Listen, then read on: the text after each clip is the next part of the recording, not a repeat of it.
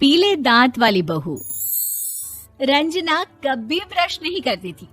उसे कितनी बार उसके माँ बाप ने डांटा, लेकिन उसका कोई असर उस पर होता ही नहीं था, जिस कारण से उसके दांत पीले पीले हो जाते हैं। शादी के बाद। अरे बहू, वैसे तो तुझ में कोई कमी नहीं है, पर तेरे दांत इतने पीले कैसे हैं बेटा? कैसे मतलब? कोई सर्जरी थोड़ी ना कराइए। वो तो क्या नाम, मैं ब्रश नहीं करती थी तो पीले हो गए। अब क्या करूं? आप कहें तो लाल करवा लूं या फिर काले? यार ये क्या है, क्यों माँ से लड़ रही हो? लड़ रही हूँ? अरे मैं लड़ रही हूँ या ये बोल रही है कि दांत पीले हैं, पीले। अरे तपस्या थोड़ी ना की है इन्हें पीले करने के लिए। बकायदा ब्रश नहीं किया है 20 साल तक, तब जाकर। छी, कैसी बात कर रही हो? ये उस वक्त तो पीले नहीं थे जब हम लोग तुम्हें देखने आए थे। अरे तब साफ करवा लिया होगा डेंटिस्ट के पास जाकर। अब देखो कैसे पीले पीले लग रहे हैं। रंजना सास की तरफ गुस्से से देखती है। फिर शुरू हो गई पीले पीले पीले। अरे पीले तो तब भी थे जब मेरे हाथ का रसगुल्ला उड़ा उड़ा कर खा रही थी और बोल रही थी, लड़की नहीं गुणों का खजाना दे रहे भाई साहब आप। खैर, अब वो लोग करते भी तो क्या करते, पीले दांत वाली बहू पल्ले पड़ी थी तो झेलना तो था ही। एक दिन कीर्तन में रंजना गाना गा रही थी। अरे कमला बहन, माँ का द्वार है, यहाँ तो सब शुद्ध होकर आते हैं, फिर अपनी बहू को ब्रश भी नहीं करवाती तुम। दूर से पीले पीले दांत भक्ति में बाधा उत्पन्न कर रहे हैं। अरे कोई 2 साल की बच्ची थोड़ी ना लेकर आई हूँ मैं बहू बनाकर। अच्छी खासी लड़की है, अरे कैसे करवाऊं ब्रश? ये तो उसे खुद करना चाहिए ना। अब माँ बाप तो इसके जैसे तैसे निपटा दिए, ये नहीं सोचा कि सास कैसे संभालेगी। सास बहू को लेकर घर आ जाती है, लेकिन सोच लेती है कि अब इसे लेकर कहीं नहीं जाएगी। अगले रोज बहू कहती है, अरे क्या हो गया, मंदिर नहीं जाना क्या? कीर्तन का वक्त हो रहा है। मेरी मधुर वाणी से कान्हा जी जागते हैं और सोते हैं। आप तो जानती है ना उनकी भक्ति में कितना मन लगता है मेरा।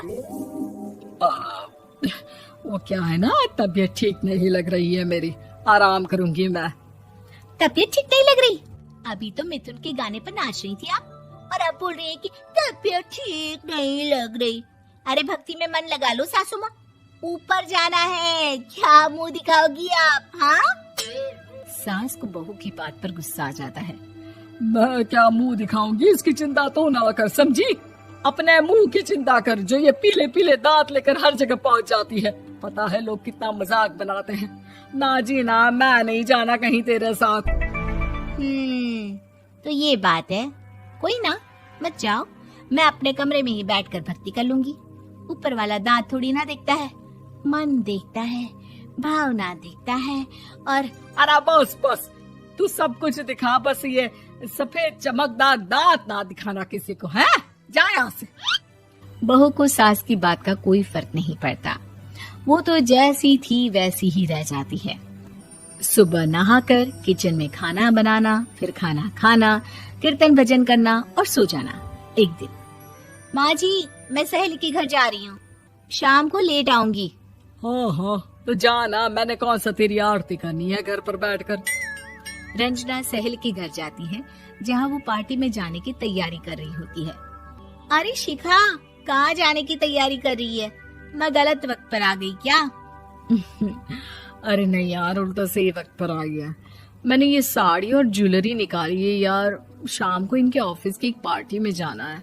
बताना कैसा लग रहा है ये सब? नहीं यार, इस ड्रेस के साथ तो वो वाली ज्वेलरी अच्छी लगेगी। हाँ हाँ सही बोल रही है, मैंने ध्यान ही नहीं दिया। वैसे तो हमेशा से मस्त फैशन सेंस रखती है। तो बड़ा जाती होगी ना पति के साथ पार्टी में। रंजना कुछ नहीं बोलती, बस सोचती है कि यार काश ये बात सही हो जाती, पर मैं क्यों नहीं जाती पार्टी में? क्या इन लोगों की कोई पार्टी होती नहीं होगी? रंजना घर आती है और रात में पति से सवाल करती है, एक बात बताइए, आप मुझे किसी पार्टी में क्यों नहीं ले जाते? क्या आपके यहाँ ऑफिस में पार्टी नहीं होती?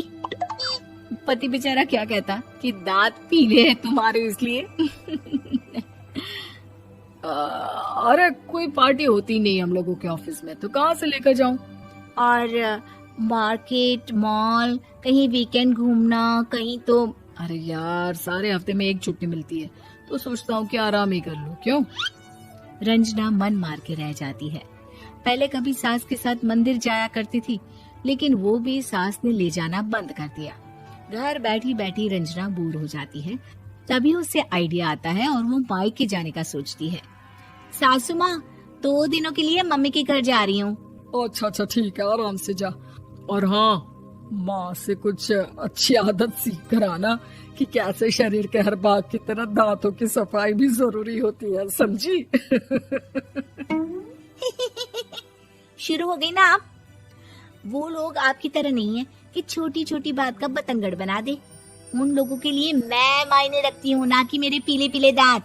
रंजना माँ को बिना बताए उन लोगों को सरप्राइज देती है, लेकिन जैसे ही वो दरवाजे पर पहुंचती है, अंदर देखती है कि घर वाले कहीं जा रहे होते हैं। अब माँ, काश रंजना दीदी के दांतों वाली प्रॉब्लम नहीं होती, तो वो भी हम लोगों के साथ चलती ना बुआ जी की बेटी की शादी में। हाँ बेटा, लेकिन अब उसे कौन समझाए कि उसको उसके पीले दांत नहीं दिखते, लेकिन उसके आसपास के लोगों को कितना एम्बैरेसिंग फील कराते हैं। मुझे तो कितनी बार उसके स्कूल की टीचर ने शिकायत की कि उसके साथ कोई लड़की बैठना भी नहीं चाहती, और ना ही कॉलेज में कोई उससे बात करना चाहता था। लेकिन पता नहीं क्यों उसे ये बात समझ में ही नहीं आती।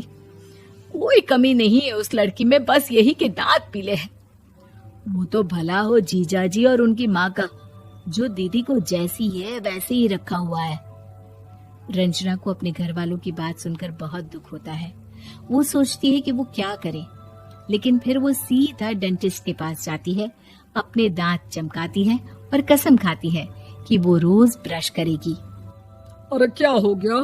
तुम तो 2 दिनों के लिए गई थी ना, पर कोई ना, अच्छा है, चलो आ गई तो।